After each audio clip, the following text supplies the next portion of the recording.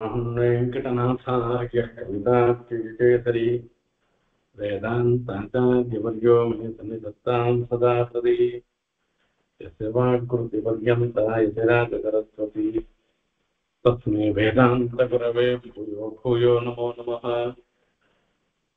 विशुद्धविज्ञानघनस्वरूपं विज्ञानवित्राणनबद्धदीक्षं दयानिधिं देहभृतां शरण्यं देवं हयग्रीवमहं प्रपद्ये। वन्देः वृन्दावनचरं वल्लभी जनवल्लभं जयन्ती सम्भवं धाम वैजयन्ती विभूषणम्।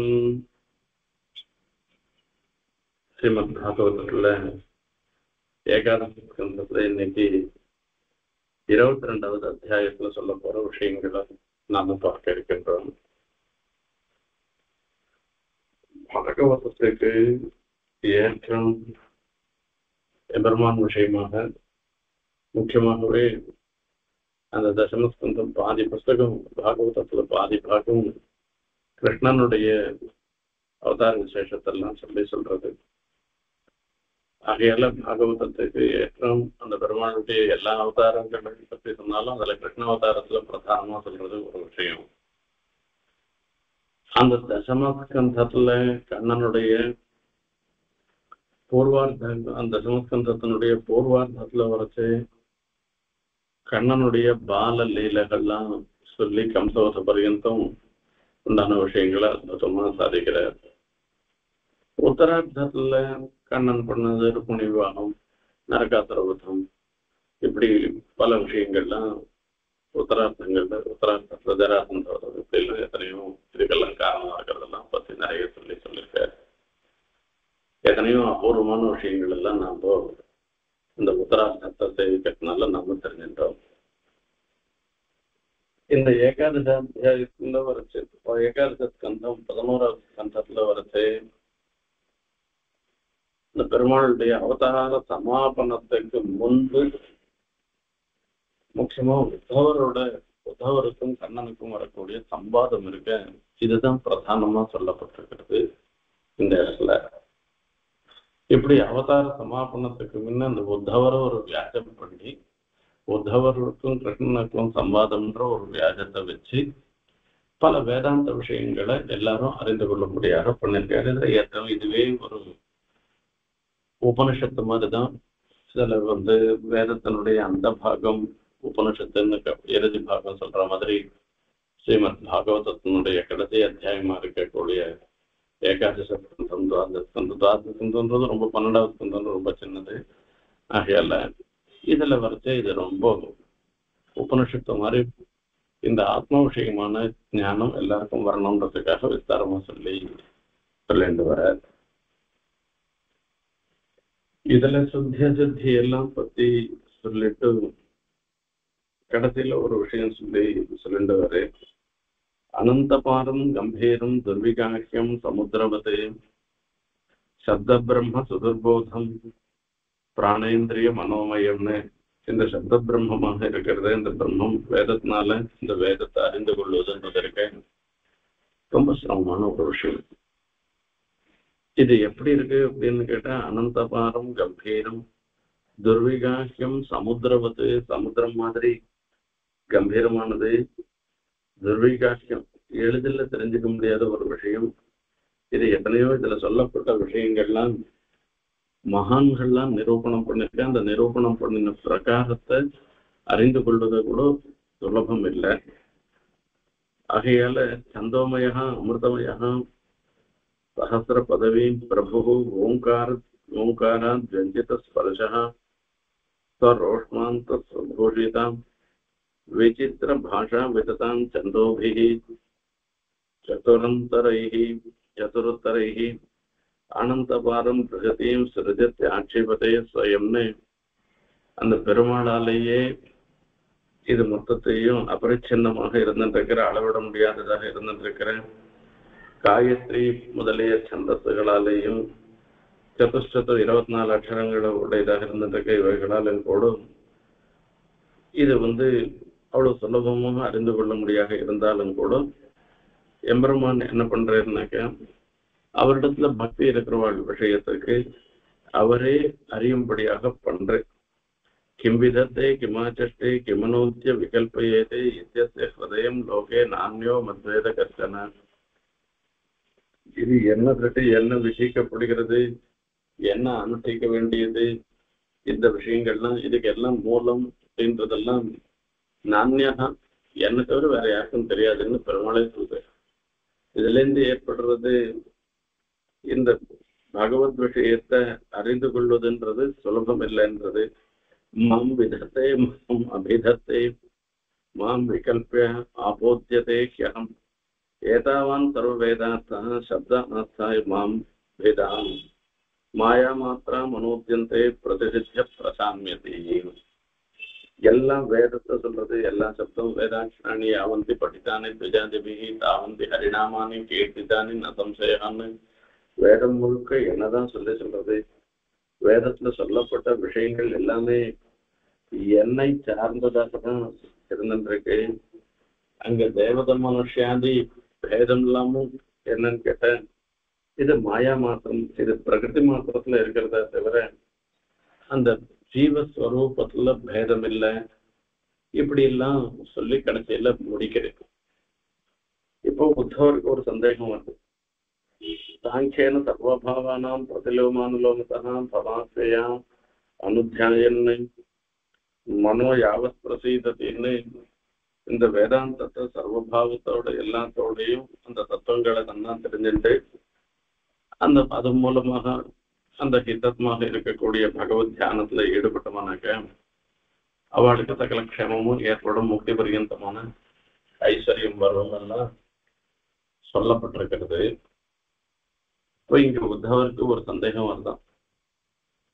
இங்க தத்துவம்னு சொல்லிட்டு இந்த தத்துவங்கள்னு சொல்லட்டு ஒரே தத்துவம்னு சில கதி தத்துவானி விஸ்வேச சங்கியாத்தானி ரிஷிபிகி பிரபோ. இந்த ரிஷிகள் தானே சொல்றவா, அது தத்துவங்கள் எத்தனைன்னு சொல்ற. ஒவ்வொருத்தரும் ஒவ்வொரு மாதிரி சொல்றான். சில பேர் சொல்லச்சு 9 தத்துவம்னு சொல்றான். சில பேர் சொல்றான் ஏகாதச தத்துவம்னு சொல்றான். சில பேர் ஏகாதசம் 5 3 அந்த மாதிரி எல்லாம் 3 தத்துவம்னு சொல்றான். இன்னும் சில பேர் 26 தத்துவம்னு சொல்றா, 24 தத்துவம்னு சொல்றா, 27 தத்துவம்னு சொல்றான். இப்போ இன்னும் சில பேர் 17 தத்துவம் 16 தத்துவம் 13 தத்துவம்னு சொல்ற. இந்த தத்துவத்தினுடைய சங்கைய எப்படி நிர்ணயம் பண்றது, என்ன தத்துவங்கள் என்ன சமாச்சாரம்? சில பேர் சொல்ற ஒரே ஒரு தத்துவம் தான் சொல்ற. இதை எப்படி தீர்மானம் பண்றது? இதுதான் பெரிய கேள்வி. உத்தவருக்கு இருக்கக்கூடிய சந்தேகம். அந்த சந்தேகத்தை கண்ணனிடத்துல தெரிவிக்கிற. அதுக்கு பெருமாள் அதுக்கு பதில் சொல்லச்சு, யுக்தய தந்து சர்வத்திர பாஷந்தே பிராமணாः யதா மாயாம் மதியாம் முத்ரிக்யாம் வததாம் கிண்ணு துக்கடம். யுக்தய சந்தி அவன் சொல்றதுக்கு எத்தனையோ யுக்திகள் இருக்கின்றன. அவரை சொல்றதுல ஒவ்வொருத்தர் சொல்றதுலயும் நான் யாரும் தப்புன்னு சொல்ல, ஒவ்வொருத்தர் சொல்றதுலயும் தப்பில்லை, எல்லாத்துக்கும் யுக்தி இருக்கு. இப்ப இந்த பிராமணர் என்னிடத்துல பக்தாளாக இருக்கிற பிராமணா மகர்ஷிகள் தானே இந்த தத்துவங்களை சொல்றாங்க.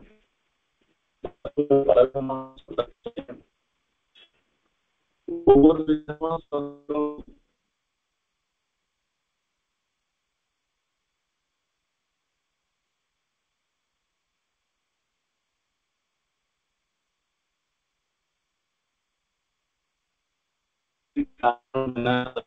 சொல்ல முடியாது.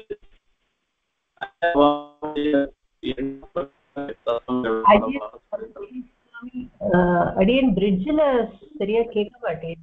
இப்ப வந்துடுத்து. இப்ப நடுவுல பிராமணால பத்தி சொல்லிட்டு இருக்கும் போது பிரேக் ஆக ஆரம்பிச்சது. ஒரு 2 நிமிஷம்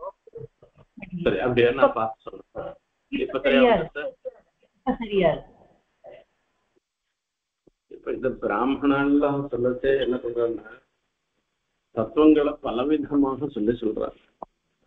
தத்துவங்களை பலவிதமான ஒரு தத்துவம்னு சொல்றா, 3 தத்துவம்னு சொல்றா. அது மாதிரி இவ இத்தனை பேரும் சொல்லச்சே அவளுடைய யுக்தி பிரகாரத்துக்கு பலவாக சொல்றதுல அதுல ஒண்ணும் தப்பு கிடையாது. அந்தந்த திருஷ்டி பிரகாரத்துக்கு பலவாக சொல்றதுன்றது சம்பவிக்கும். இது ஏன் ஒரு தத்துவத்தை 3 தத்துவம்னு சொன்ன, 24 தத்துவம்னு சொன்ன, 27 தத்துவம் சொன்ன, இப்படி எல்லாம் கேட்க முடியாது. ஆனா அவன் சொன்னதுக்கு ஒவ்வொருத்தர் சொல்றதுக்கு முரண்பாடு இல்லாமல் நாம தத்துவ நிர்வாகம் பண்ணணும். அதுதான் நம்மளுடைய ஒரு சாமர்த்தியத்தை பொறுத்திருக்கு. இப்ப பெருமாள் உத்தவருக்கு சொல்லச்சே உத்தவருக்கு வந்து சந்தேகம், அதுல ஒன்றும் தப்பு கிடையாது. ஆனா அந்த சந்தேகத்தை போக்கடிக்கிறது என்னுடைய கடமையா இருக்கு. அப்படின்னால இவெல்லாம் பல தத்துவங்களாக சொன்னா கூட சில சமயங்கள்ல சில இதுலயே அந்தர்பூதமாக இருக்கும், அடங்கினதாக இருக்கலாம்.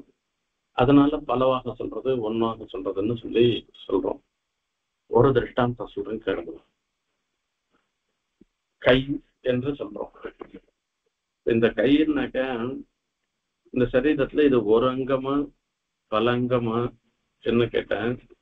சரீரத்துல கைன்றது ஒரு அங்கம்னு சொன்னோம்னா அந்த கைக்குள்ள 5 விரல் இருக்கு, உள்ளங்கை இருக்கு, முழங்கை இருக்கு, தோள்பட்டை இருக்கு. இது ஒவ்வொன்றும் பிரத்யேகமா அங்கமா இல்ல தனித்தனியா அங்கம்னா இப்ப யார் திருஷ்டியில கைன்னு சமுதாயமா சொல்லச்சு ஒண்ணுன்னு சொல்ல போறோம். கையில இருக்கிற வஸ்துக்கள்னு அதாவது அங்கங்கள் அதுக்குள்ளுக்குள்ள பாகங்களை எடுத்துட்டு விரல், நகம், உள்ளங்கை, முழங்கை, தோள்பட்டை இப்படி சொல்ல போறோம்.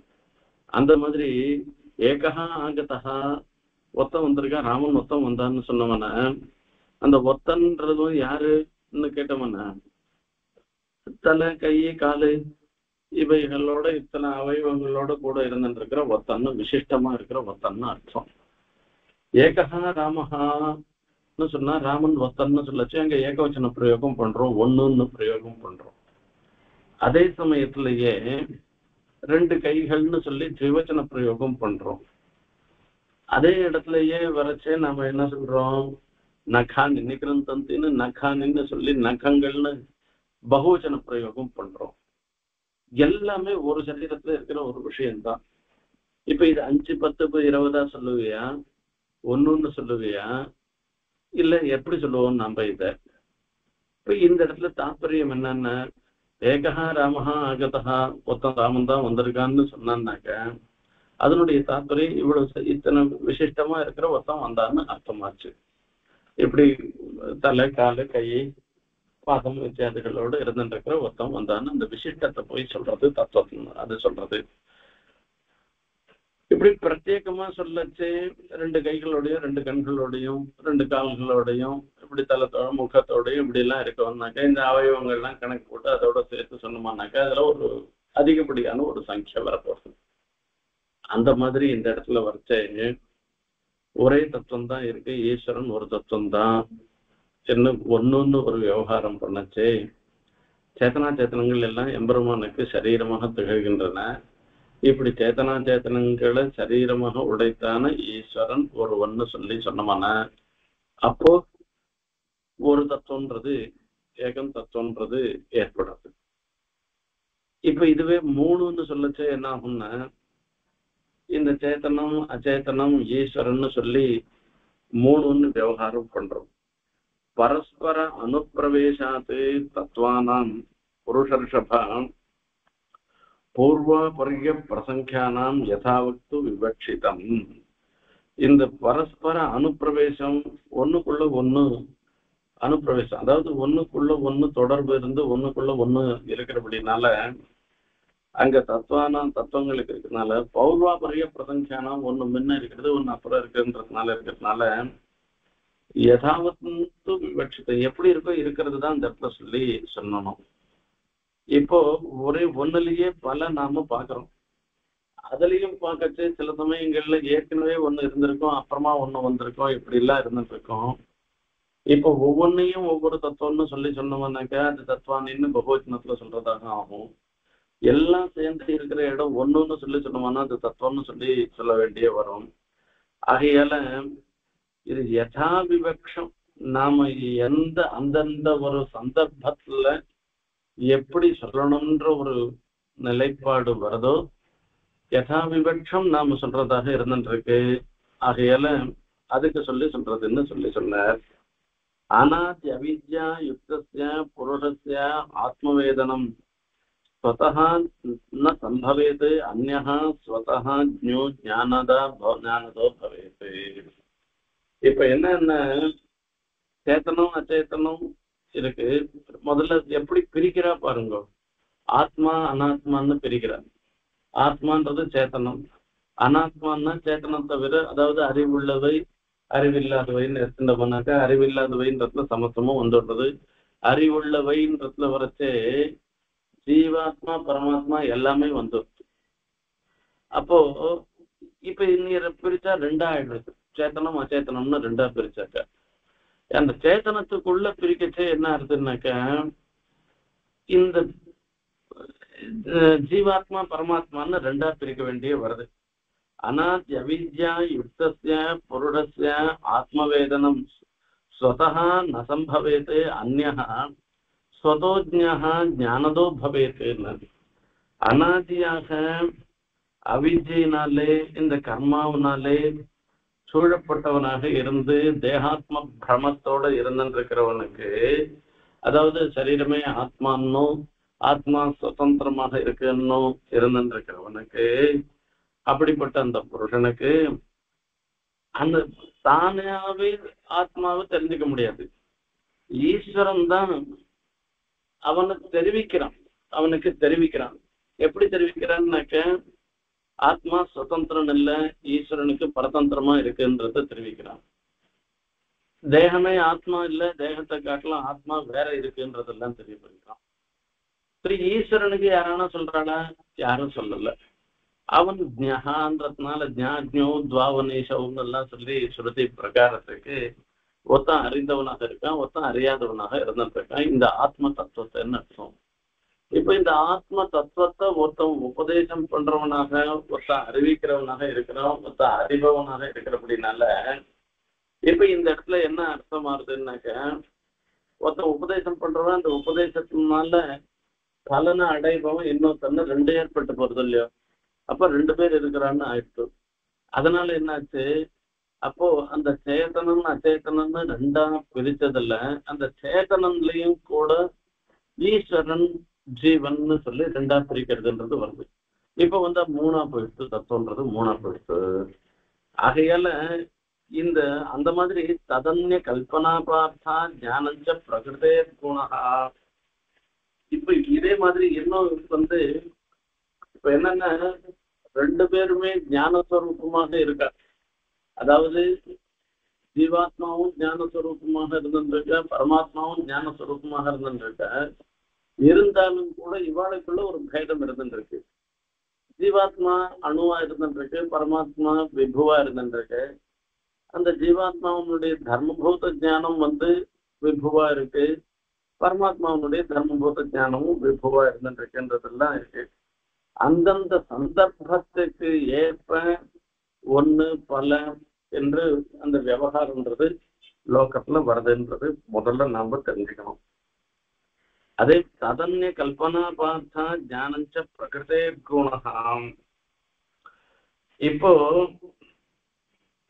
இந்த ஜீவனுக்கு ஜீவன் எல்லாவற்றையும் அறிந்தவனாக இருந்திருக்கிறான், பரமாத்மா அப்படி இல்லைன்னு சொல்ற விஷயங்கள்லாம் வரைச்சே இதை எப்படி தெரிவிக்கிறது, சரீரம் எப்படி வந்தது, இப்படி எல்லாம் பார்க்கணும். சரீரம்ன்றது வரைச்சே பிரகிருத்தேகே காரியபூதம், பிரகிருதியினுடைய காரியமாக இருந்துருக்கு. அந்த பிரகிருதின்றது சத்துவம் ரஜஸ் தமசுன்னு சொல்லக்கூடிய மூன்று நாள ஆனது.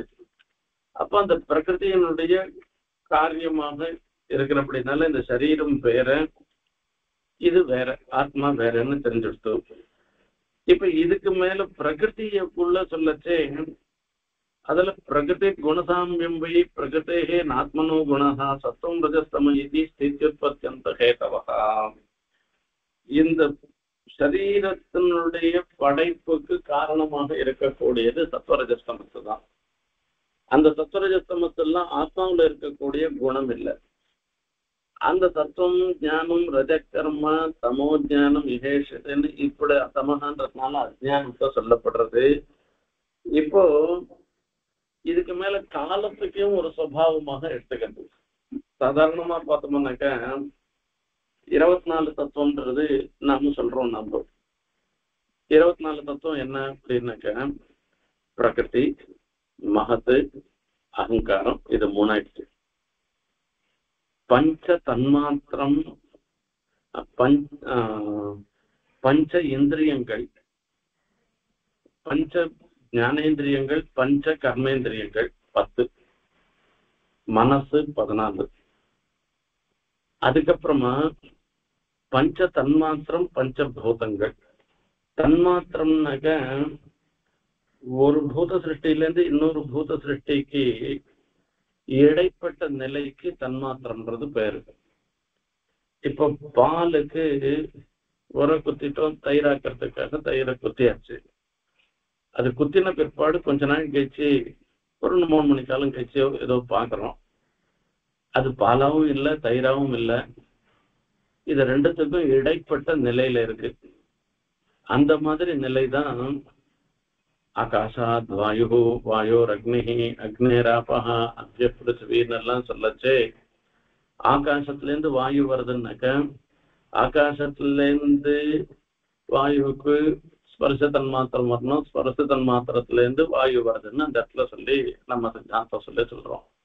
அந்த தன்மாத்திரன்றது இருக்க இடைப்பட்டதாக இருக்கு. இது ரெண்டுத்துக்கும் இடைப்பட்டது, ஆகாசத்துக்கும் வாயுக்கும் இடைப்பட்டதாக இருக்கிறபடினால இப்ப இந்த 24 தத்துவம்னு சாங்கியால் சொல்லி சொல்றார். அதாவது பஞ்சபூதங்கள், பஞ்ச தன்மாத்திரங்கள், ஞானேந்திரியம் 5, கர்மேந்திரியம் 5, மனசு 21, பிரகிருதி, மகத்து, அகங்காரம், இது சேர்த்தாக்க 24ன்னு சொல்லி சொல்றாரு. இதுக்கப்புறமா புருஷன்னு சொல்லக்கூடிய ஜீவனை எடுத்துட்டோம்னாக்க அது 25வது தத்துவமா எடுத்து. இப்ப இந்த ஜீவன் அந்த சேதனம்னு எடுத்துட்டு அவ புருஷன்னு சாங்கியாலாம் சொல்லுவா. அப்ப ஜீவனை எடுத்துக்கிறதோட இல்லாத இந்த ஜீவனுக்கும் ஞானப்பிரதமாக இருக்கிறவ ஈஸ்வரனாகதான் இருக்கிறபடினால அவ 2 பேரையும் வேறுபாடு சொன்னோம்னாக்க அப்ப அது 26வது தத்துவமா எடுத்து. 24, 25, 26 ஆயிடுச்சு. இதுலயே இந்த பிரகிருத்தின்னு ஒன்னா எடுத்துக்காத, பிரகிருதியில இருக்கக்கூடிய சத்துவம் ரஜசு தமசுன்னு அந்த 3 குணங்களையும் தனித்தனியா நாம எடுத்துட்டோம்னாக்க அந்த ஈஸ்வரனை எடுத்துக்காட்டா கூட இது 27 ஆகிப்படும். அது 2 அதிகப்படியா இருந்தாலும் 25ஓட கூட 2 ஆச்சுன்னா 27 ஆகிப்படும். ஆகையால இந்த மாதிரியாக தத்துவங்களை பிரிக்கச்சு ஒரு தத்துவம், 3 தத்துவம், 24 தத்துவம், 25 தத்துவம், 27 தத்துவம் இப்படி எல்லாம் சொல்லப்பட்டிருக்கிறதாக இருக்குன்னு சொல்ற. அஸ்ய சர்க்காதோ அந்த சிருஷ்டி பிராக் சிருஷ்டிக்கு முதல்ல ஒன்னாதான் இருக்கு. ஏகமேவா த்விதீயம் சதைவ சௌமேதமக்ரஹாசீத் ஏகமேவா த்விதீயம்னு உபனிஷத் சொல்றபடினால ஒரே தத்துவமாக தான் இருந்துருக்கு. ஒரே தத்துவம்னு சொன்னோம்னாக்க சூக்ஷ்ம சேத்தனா சேத்தனங்களோட சேர்ந்து இருக்கிற பிரம்மம் ஒண்ணுதான் இருந்தது சிருஷ்டி பிராங்கிறது. அதுக்கப்புறமா பகுஸ்யாம் பிரஜாயேயன்னா பலவாக ஆக்குறவன்னு சொல்லி பகுஸ்யாம் பிரஜாயேயன்னு அந்த சிருஷ்டி வருது. அதுல பல பிரகாரமான ஒரு சிருஷ்டின்றது வருது. தத்வாதி குணத்தே புருஷோ வியக்த ஈட்சதே வியக்த அந்தயோ விகர்வாணோ தாத்தவ புருஷேட்சயா லப்தவீர்யா சிருஜந்த்யண்டம் சம்ஹதா பிரகிருதே பலாதே. இதுல பாகவதத்துக்கும் விஷ்ணு புராணத்துக்கும் அர்த்தம் சொல்றதுன்றது சுலபம் இல்லை. நிறைய இடங்கள்ல பார்த்தோம்னாக்க அத்வைத்தத்து மதத்துக்கு சாதகமா இருக்க மாதிரி மேலெழுந்த வாரியா பார்த்தோம்னா தோணும்.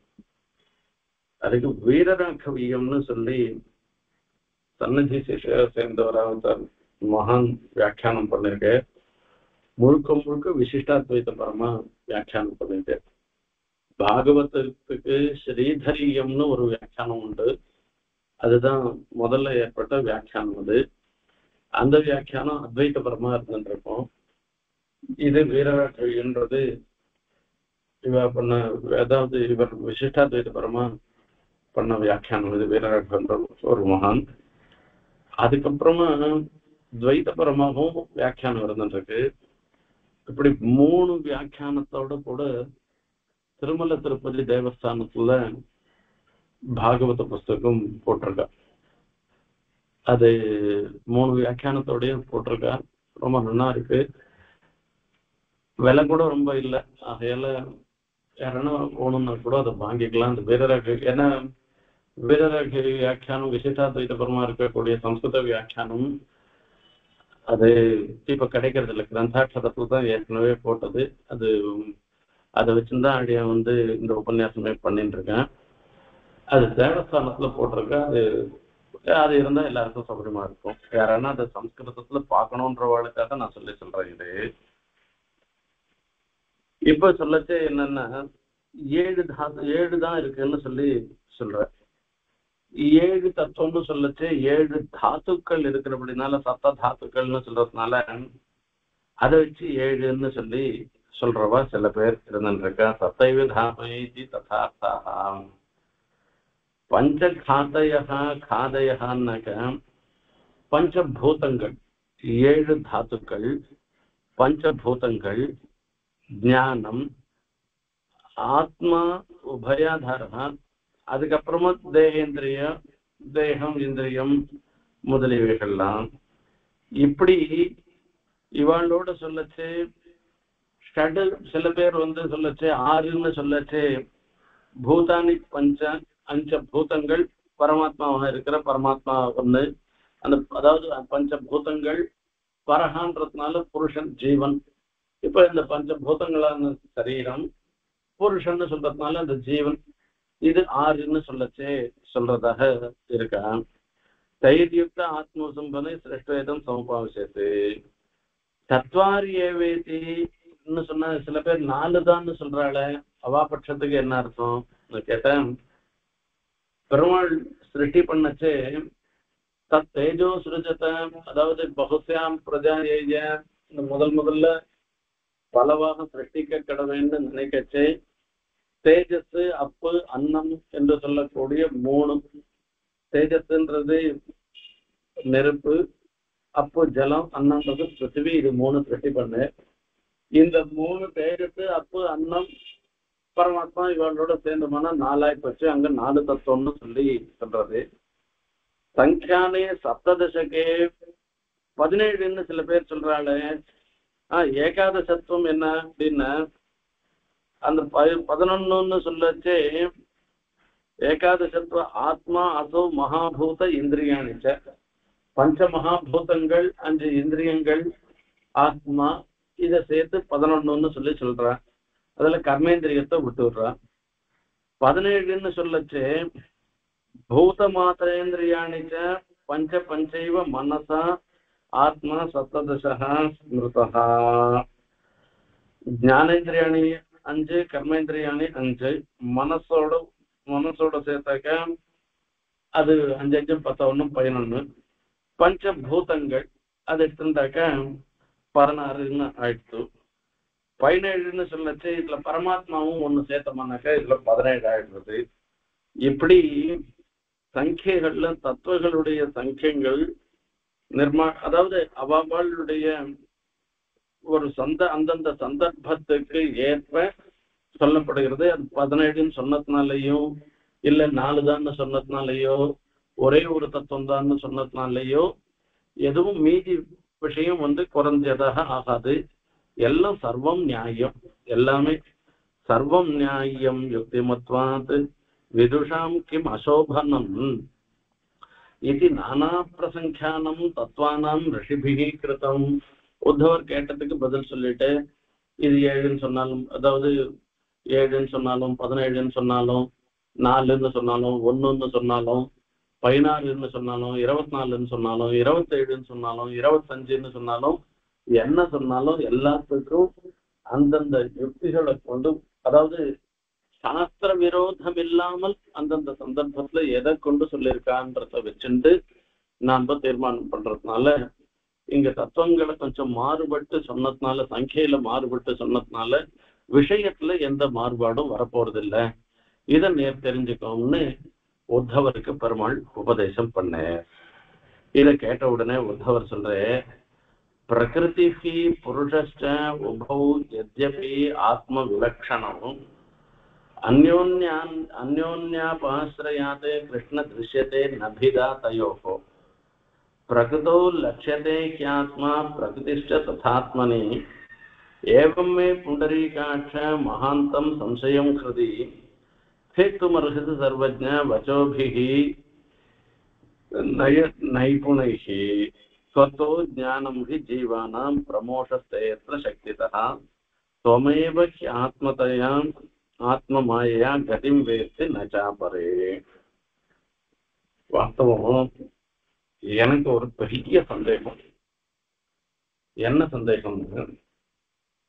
சரீரம் வேற ஆத்மா வேறன்னு நம்ம ரெண்டும் தனித்தனியா பிரிச்சு சொல்றோம். சரீரம் வேற ஆத்மா வேறன்னு பிரிச்சு சொல்றோம். ஆனா எப்பயான ஆத்மா சரீரம் இல்லாத இருக்க, அத்தவா சரீரம்ன்ற சொல்ற வஸ்து இருக்க ஆத்மாவோட சேராமல் இருக்க இல்ல. அங்கதான் கேக்குறேன்.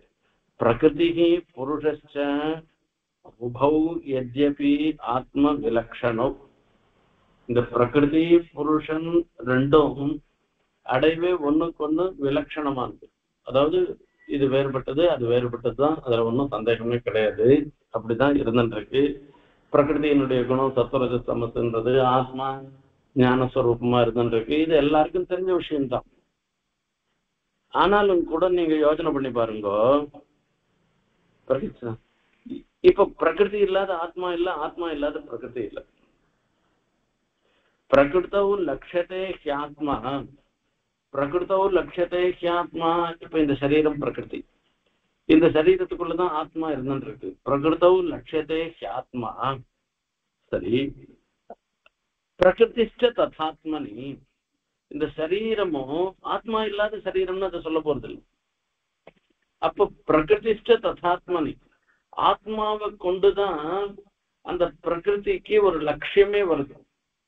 என்னை பார்த்து மனுஷன்னு சொல்றோம். எப்ப மனுஷன்னு சொல்ல போறோம்? இந்த சரீரத்துக்குள்ள ஆத்மா இருக்குச்சேதான் இந்த சரீரத்துக்கு மனுஷத்துவேன விவகாரம், மனுஷன்ற விவகாரமே வரப்போகுது. இப்போ இது ரெண்டும் ஒண்ணுக்கு ஒண்ணு பிணைஞ்சு இருக்கச்சே இதை ஏகதத்துவமாவே சொல்லிட்டு போலாமே. அதை விட்டுட்டு ஆத்மா வேற சரீரம் வேறன்னு என்னத்துக்கு தெரிஞ்சுக்கணும்? ரெண்டும் ஒன்னா இருந்துட்டு போட்டுமே.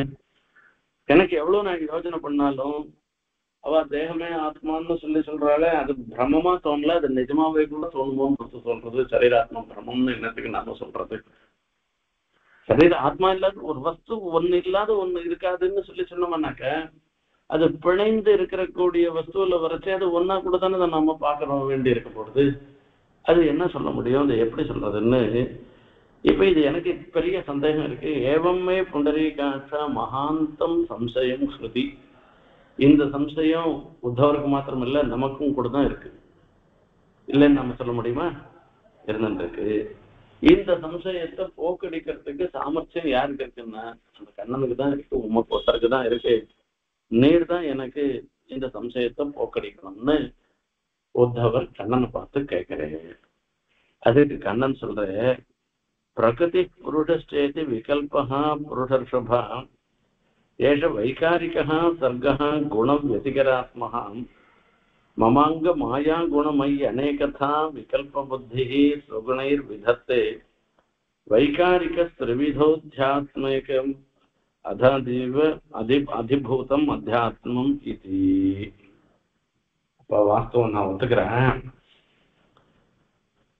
ஆத்மா இல்லாத பிரகிருதி இல்ல, பிரகிருதி இல்லாத ஆத்மா இல்ல. இந்த ரெண்டுக்குள்ள ஒன்னு மாறுதலை அடையக்கூடியதாக இருந்துருக்கு, இன்னொன்னு மாறுதல் அடையாததாக தான் இருக்கின்றது. இப்ப பிரகிருதி சரீரத்துல இருக்க அதுல மாறுபாடு இருக்கு. பாலோயுவா ஸ்தவிரகான்னு சொல்றோம். சின்ன குழந்தையா இருக்கான், அவனே யுவாவாரான், அவனே இந்த மாதிரி கழவனா போயிருக்கான். இப்ப பாலோயுவா ஸ்தவிரகான்னு எல்லாம் விவகாரம் வரைச்சே, அப்போ அந்த இடத்துல என்ன இருக்குதுன்னாக்க அந்த மாறுபாடு அடையிறது பாலத்துவ யுவத்துவ ஸ்தவிரத்துவம்னு கழத்தன்மைன்னு அர்த்தம். இப்படிப்பட்ட பல நிலையை அடைவது சரீரம் மாத்திரம்தான், பிரகிருதி மாத்திரம்தான் தவிர எல்லா நிலையிலையும் ஆத்மா ஒன்னாதான் இருக்கு. அது எந்த மாறுபாடும் அடையல. இப்ப இது ரெண்டா சொல்லுவியா ஒன்னா சொல்லுவியா? ரெண்டும் பின்னி பிணைந்துதான் இருக்கு. அதெல்லாம் நான் இல்லைன்னு நான் சொல்லல. ஆத்மா இல்லாத பிரகிருதி இல்லை, பிரகிருதி இல்லாத ஆத்மா இல்லை. ஆனாலும் அந்த மாறுபாடுன்றது ஒண்ணுலதான் இருந்துட்டு இருக்கு. அதே மாதிரிதான் அயம் மனுஷா அயம் தேவஹான்னு சொல்லி விவகாரம் பண்ணச்சே, இவன் மனுஷன் இவன் தேவன் எல்லாம் நாம சொல்லச்சே கூட அந்த தேவத்துவம் மனுஷத்துவம் எல்லாம் சரீரத்துல தான் இருந்துட்டு இருக்கு. ஆத்மா எல்லா இடத்துலயும் ஒரே மாதிரி தான் இருந்துட்டு இருக்கான். அணுவாதான் இருந்துட்டு இருக்கான், ஞானிகாக்காரமாக தான் இருந்துட்டு இருக்கான், ஞான சுரூபமாக தான் இருந்துட்டு இருக்கான். ஆத்மா ஒரே இப்ப இதுக்கு மேல என்ன சந்தேகம் வருது? பிரகிருதியும் ஆத்மாவும் ஒன்னாயிடுத்தானே. பிரகிருதி வேற, ஆத்மா தான், ஆத்மா வேறதான். இப்போ அதே மாதிரி இது இந்த மாதிரி பல விஷயங்களை சொன்னோம். திருக்ரூபம் ஆர்க்கம் வபுரத்ர ரந்தே பரஸ்பரதே சித்தியதி யஸ்வதக்கே ஆத்மா யதேஷாம் அபரோயமாத்யஹாம் ஸ்வயானுபூத்யாகில சித்த சித்திஹி. இப்ப இது மொத்தம் எம்பெருமானுடைய சங்கல்பத்தினால பலவாக ஆறுதுன்னு சொல்றிய வாஸ்தவம். நான் எம்பெருமானுடைய சங்கல்பத்தினால பலவாக ஆறுதெல்லாம் இருந்துருக்குன்னு சொல்றோம். இப்ப அந்த எம்பெருமானுடைய சங்கல்பத்துல வரைச்சே ஆத்மாவில தேவ மனுஷத்வாதிகள்லாம் ஆத்மால இல்லை. இப்ப தேவ மனுஷாதிகள்லாம் இதுலதான் இருந்துட்டு இருக்கு. திருக்ரூபம் ஆர்க்கம் வபுரத்ர ரந்தே பரஸ்பராத் சித்தியதி யஸ்வதஹ கே ஆத்மா யதேஷாம் அபரோயமாத்யஹாம் ஸ்வயானுபூத்யாகில சித்த சித்திஹி. திருக்கு சக்ஷுஸ் அத்தியாத்மன்றது இருக்க, ரூபம்ன்றது இருக்க, இது அத்தியாத்ம அதிபூதமாக இருக்கு. ஆர்க்கம்ன்றது சூரியனோட சம்பந்தியாக இருந்திருக்கு. இந்த சரீரம் இருக்க, இது இது எங்கேருந்து வந்திருக்கு அப்படின்னாக்க, இது சாத்விக அகங்காரத்துல இருந்து, ராஜச அகங்காரத்துல இருந்து, தாமச அகங்காரத்துல இருந்தெல்லாம் இந்த சரீரம் வந்ததாக இவைகள்லாம் சொல்லப்படுகிறோம். ஆனா ஆத்மாவுக்கு வரைச்சு இந்த மாதிரி ஒரு படைப்புன்றது கிடையாது. இப்போ ஏன்னா இந்த மாறுதல் அடையாததாக இருக்கிற அப்படின்னால இது ஒண்ணுக்கு ஒண்ணு ஆத்மாவும் சரீரமும் ஒண்ணுக்கு ஒண்ணு பரஸ்பர உபகாரகமாக இருந்துட்டு இருக்குன்றது அந்த அம்சத்துல எல்லாரும் ஒத்துக்க வேண்டியதுதான். அதே சமயத்துல மாறுபாடு அடையக்கூடியது சரீரம் தான். மாறுபாடு இல்லாததாக ஆத்மா இருக்கிற அப்படின்னால ஆத்மா வேற, சரீரம் வேறதான். அதுல உனக்கு சந்தேகமே வேண்டாம். இத முதல்ல சொல்றோம். பெருமாள் என்ன பண்றாருனாக்க, அவ எதாவது சில பேர் அவளுடைய பாப விசேஷத்தினால கர்ம விசேஷத்தினால ஆத்மாவனுடைய உண்மையான நிலைய அறிய முடியாத பண்ணிடுற. அவளுக்கு ஒரு சுகிருத விசேஷம் வந்ததுன்னாக்க அவ ஆத்மாவனுடைய உண்மை நிலைய அறிந்து கொள்ளும்படியான ஒரு பாக்கியம் ஏற்படுறது. இதுதான் விசேஷம்னு சொல்ற. இதுக்கு மேல ஒரு கேள்வி கேட்கிறேன். இப்போ உத்தவருக்கு ஒரு சந்தேகம். இந்த சரீரமா மாறுறது பல பரிணாமத்தை அடையிறதுன்னு சொல்றோமோ இல்லையா? இப்ப மனுஷனுக்கு வரைச்சு இந்த குழந்தைகள்லாம் பார்த்தோம்னாக்கா, எங்க அம்மா சொல்லுவா நாளுக்கு நாள் வளருண்டா குழந்தை அப்படின்னு சொல்லுவா. கவனிச்சு பார்த்தோம்னாக்கா அந்த நேற்று பார்த்த மாதிரி இன்னைக்கு இருக்காது, இன்னைக்கு பார்த்த மாதிரி நாளைக்கு இருக்காதுடா. நாளுக்கு நாள் வளரும். அது சூக்ஷ்மமா கவனிச்சு பார்த்தோம்னா தெரியும். அந்த குழந்தையினுடைய வளர்ச்சி இருக்க அந்த மாதிரி இருக்குமா? அது அதனுடைய வளர்ச்சின்றது இடையில எல்லாத்துலயுமே வச்சுக்கோங்களேன். அந்த மாதிரி அந்த அதனுடைய செயல்கள்ல அந்த மாதிரி. இப்ப யுவாவா ஒருத்தன் இருந்தாருனாக்கா அவனுக்கும் சூக்ஷ்மமான நாளுக்கு நாள் வளர்ச்சியோ அல்லது அந்த மாறுபாடுன்றது இருக்கு. ஆனா அது தெரியாது. இங்க எப்படி பாலத்வாவஸ்தையில சின்ன குழந்தையா இருக்குச்சே நாளுக்கு நாள் வளர்ச்சி தெரியறதோ, வயசான காலத்துல நாளுக்கு நாள் தேய்வும் தெரியும், அவளுடைய குறவுன்றதும் நமக்கு தெரியும். அது நடுவுல இடைப்பட்ட காலத்துல தான் எல்லாம் ஒரே மாதிரி இருக்க மாதிரி நாம நினைச்சிட்டு இருப்போம். அங்கேயும் மாறுபாடு இருந்துருக்கு. இப்ப சர்வத்திர இந்த சரீரத்துலதான் மாறுபாடே தவிர ஆத்மாவிலும் மாறுபாடே இல்லாத இருந்துருக்கு. இப்ப இவர் கேக்குறீங்க, மனுஷ சரீரம்ன்றது 100 வருஷம் இருந்துருக்கு.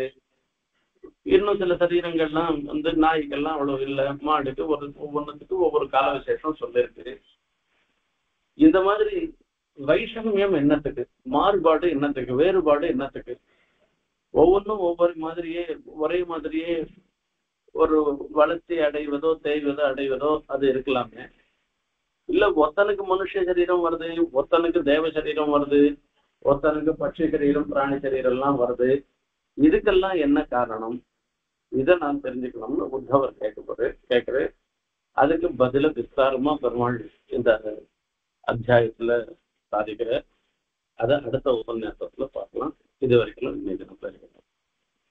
கவிதா கேட்க சிம்ஹாய கல்யாண குணசாலினே ஸ்ரீமதே வெங்கடேசாய வேதாந்த குரவே நமஹ.